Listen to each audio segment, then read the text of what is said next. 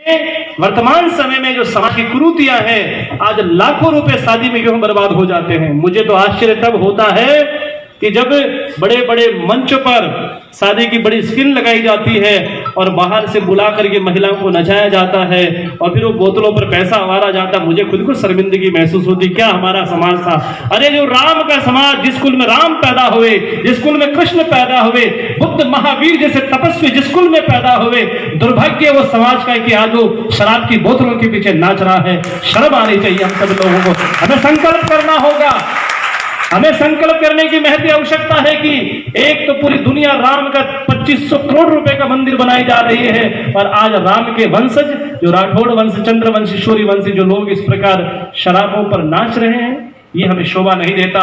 वो नाच में आपका पिता भी होता है, नाच में आपके दादा भी बैठा होता है, दूसरे महिलाओं की विंग में आपकी पत्नी भी होती है, आपकी माँ भी वहां होती है और इस प्रकार के ये नंगा नर्तंगी, ये शोभा नहीं देता आप सब लोगों को।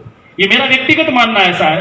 हो सकता है मेरी बात से आप समर्थन नहीं करेंगे, पर ये हमें शोभा नहीं देता। हमारा दायित्व यह है कि हम सब लोग मिलकर के, जैसे स्वच्छ भारत का अभियान चलाया मोदी जी ने, महात्मा गांधी की विचारधारा को मैं आप लोगों से यही कहना चाहूंगा कि हमें नशा मुक्त समाज बनाए, दहेज मुक्त समाज बनाए और जो भी हमारे जीवन की कुरीतियां हैं, आप बाड़मेर जैसलमेर जब जाएंगे तो आपको लगेगा कि वहां अमल की बड़ी भारी एक उनके सामने अभिशाप खड़ा हुआ है। मर जाए तो अमल, शादी हो तो अमल, मतलब चुनाव के समय तो होता ही है, पर ये मतलब इस प्रकार से लोग कर्ज में डूब जाते हैं, उन्हें जमीनें बेचनी पड़ती है। इसलिए मेरा आप सब लोगों से निवेदन होगा, हृदय की अनंत गहराई से प्रार्थना होगी कि आप सब लोग संकल्पित होकर के ये दहेज के लिए आपको जगह जगह प्रयास करना है और शिक्षा पर विशेष समय ध्यान देना है। क्योंकि डॉक्टर अंबेडकर ने इस बात को कहा था कि जो शिक्षा का जितना दूध पिएगा उतना जोर से दहाड़ेगा। आज वर्तमान में लेखने की ताकत को बढ़ाना होगा। हमारा समाज किस दिशा में जा रहा है, ये बंधुओं दुर्भाग्य है, सोचने का समय है। आज नेता समाज का भला नहीं कर सकता। मैं आप लोगों से निवेदन करना चाहूंगा, वो तो वोटों की चोट और वोट लेकर अपने घर पर लौट जाएगा। 5 साल बाद फिर आपको पूछेगा कि जिंदा हो या मरे हो। इसलिए हम सभी को चाहिए, आप सोचो कि नेता समाज को सुधारेगा नहीं, समाज सुधारने वाले कार्यकर्ता गण जो धरती से जुड़े रह करके, जमीन से जुड़ के जो कार्य करते, जैसे आदरणीय महेंद्र सिंह जी, जैसे हमारे बहुत सारे संगठन चल रहे हैं। क्षत्रिय संघ भी काम कर रहा है इस संगठन के अंदर, करनी सेनाएं भी काम कर रही है। समाज में सब चीज की जरूरत होती है बंधुओं। जैसे आप बगीचे में जाते हैं, वहां लाल पुष्प भी होता है, काला भी होता है, गुलाबी भी होता है। इसी प्रकार नवरंग हमें ये एक तरह का गुलदस्ता चाहिए जिसमें समाज की स्वर्णिम आभाएं छुपी हुई है। बस हम सब लोगों को मन बनाने की महती आवश्यकता है। युवा लड़कों से मेरा आह्वान होगा कि ये नाना प्रकार की जो social media, mount media, print media, जिस प्रकार से आप देखते हैं कि आज हमारी घर में बहन बेटियों के फोटो नाचते हुए सोशल मीडिया पर हम लोग लगाते हैं, हमें शर्मिंदगी हो रही चाहिए। विचार आना चाहिए हम लोगों को। हमें मॉडर्न बनने की जरूरत नहीं है। कान खोल के सुन लो सब लोग, हमें मॉडर्न बनने की जरूरत नहीं है। हमारे पूर्वजों ने इस भारत को सींचने के लिए खून की नदियां बही थी बंधुओं, उन्होंने अपने प्राणों का आहूत किया है। हम लोगों का आज जो सम्मान और जो इज्जत प्रतिष्ठा हो रही है, उन पूर्वजों की देन है, जिस कारण से आज हमें मान और सम्मान मिल रहा है।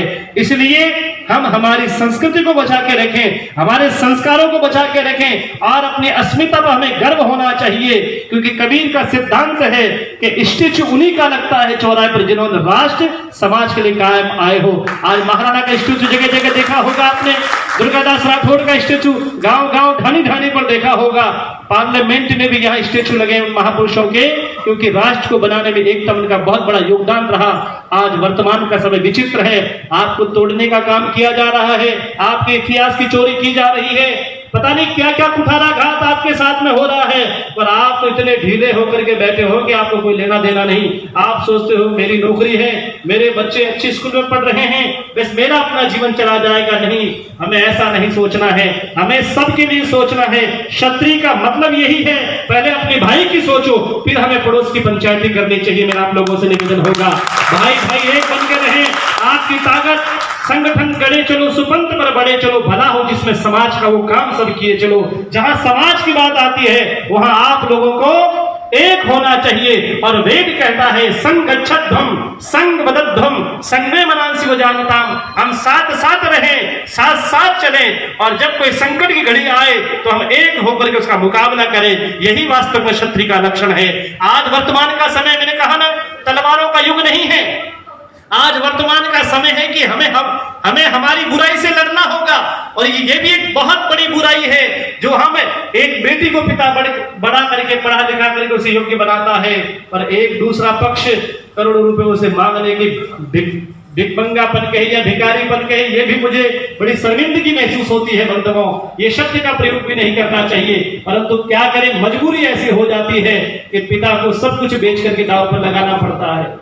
इसलिए आपको पता होगा कि राजा राम ने का जब विवाह हुआ महाराज जनक ने उनसे आग्रह किया दशरथ जी से कि आप कुछ और, हम कुछ भेंट करना चाहें तो आप हमें बता दीजिए, कुछ विवाह में कमी रह गई हो तो महाराज जनक खड़े होकर कहते हैं, जनक सीता के पिता हैं, वो खड़े होकर कहते हैं कि आपने कन्या को दे दिया है, इससे बड़ा हमें और कुछ नहीं चाहिए, हमारा सौभाग्य है, भाग्य नहीं सौभाग्य है हमारा। और हम लोगों को तो फॉर्च्यूनर गाड़ी चाहिए, हम लोगों को रेंज रोवर, बड़ी बड़ी महंगी गाड़ियां, बड़ी बड़ी होटल्स चाहिए, प्रॉपर्टियां चाहिए। मैं आप लोगों से कहना चाहता हूं, भैया प्रॉपर्टी लेनी है तो आपको संकल्प करना होगा। बेटियों से मेरा विशेष आह्वान है, आप लोगों से विशेष मेरी प्रार्थना होगी कि जो लड़के के पिता इस प्रकार की डिमांड करते हैं, चाहे जीवन भर कुंवारे रह करके मीरा जैसी भक्ति कर लेना, पर वापस विवाह दोबारा नहीं करना, तभी ये आपकी दहेज विरोधी संगठन संस्था आगे बढ़ेगी बंधुओं, क्योंकि ऐसे में तटस्थ निर्णय लेने पड़ेंगे।